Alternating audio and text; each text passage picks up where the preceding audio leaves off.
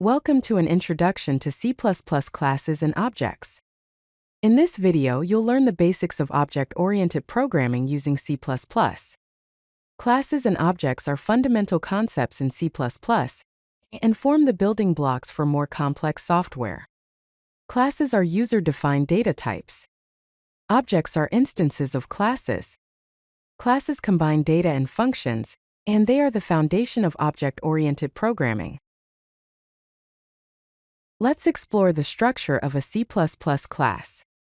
A class combines data members, also known as attributes, with member functions, also known as methods, into a single unit.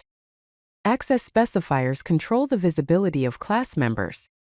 There are three main access specifiers: private, public, and protected. Private members are accessible only within the class itself. Public members are accessible from anywhere outside the class. Protected members are accessible within the class and any derived classes. Consider the example of a rectangle class. It has private data members length and width, and a public constructor to initialize these values and a member function area to calculate the area of the rectangle. Now let's look at how to create objects in C++. Objects are instances of classes. They are variables of the class type. They allocate memory for the data members and they provide access to the class methods. Objects can be created in multiple ways and each object has its own copy of the data. We can allocate the memory using stack allocation or heap allocation. Look at the code example. We create two rectangle objects. The first one, rect1, is created on the stack, and the second one, rect2, is created on the heap using a pointer. Notice how the members are accessed differently depending on how the object was created. Remember to free the memory allocated on the heap using delete. Let's discuss special member functions in C++, constructors and destructors. Constructors are used to initialize the object when it is created. They have the same name as the class and they do not have a return type. Destructors are used to clean up any resources when an object is destroyed. They are prefixed with a tilde symbol and are called automatically when the object goes out of scope. Consider the example of a player class. It has a default constructor, a parameterized constructor, and a destructor. The default constructor initializes the name to unknown and the score to 0. The parameterized constructor allows you to set the name and the score when creating the object. The destructor is empty here, but it can be used to release memory or perform other cleanup tasks. Now let's delve into access specifiers and encapsulation. Encapsulation is bundling the data with the methods that operate on that data. Access specifiers control the visibility of the data members and member functions. Private members are accessible only within the class. Protected members are accessible within the class and derived classes. Public members are accessible from anywhere. Some of the benefits of encapsulation are: it helps to control access to the data, it prevents invalid states, and it hides implementation details. Consider the example of a bank account class. It has a private member's account number and balance, and public methods get balance and deposit. The deposit method includes a validation check to ensure that the deposit amount is valid, preventing the balance from being corrupted. Now we will discuss member functions. There are several types of member functions. Accessor functions, also known as getters, are used to retrieve data. Mutator functions, also known as setters, are used to modify the data.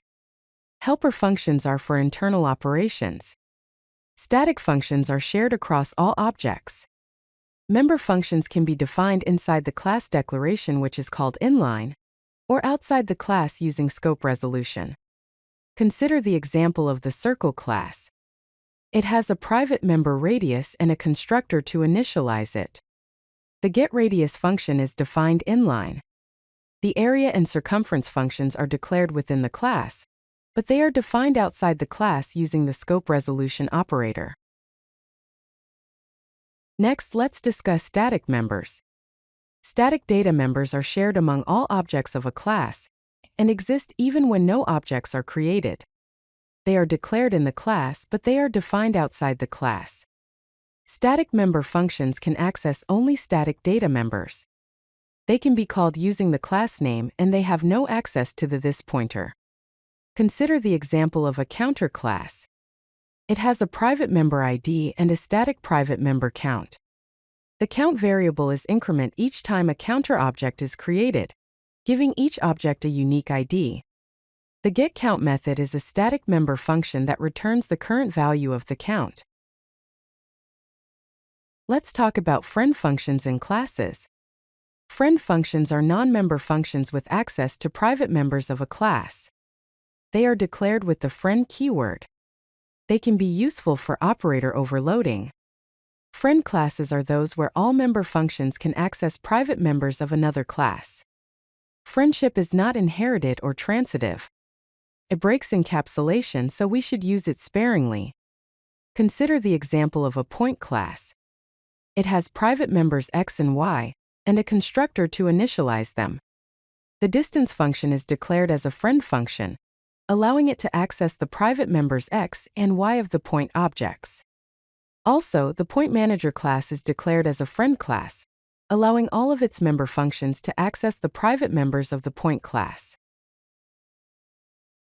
Now let's explore operator overloading. Operator overloading allows customizing the behavior of operators when used with class objects. It makes the code more intuitive and readable. It can be implemented as member functions or as non-member friend functions. We cannot change the operator precedence, and we cannot create new operators. Common overloaded operators are arithmetic such as plus, minus, multiply and divide, and comparison such as equal to, not equal to, less than and greater than. Consider the example of a complex class. It has private members real and image and a constructor to initialize them.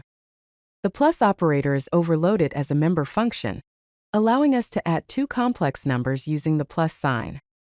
The output stream operator is overloaded as a friend function, allowing us to easily print complex numbers. If you like this video, hit that like button and don't forget to subscribe. Visit codelucky.com for more such useful content.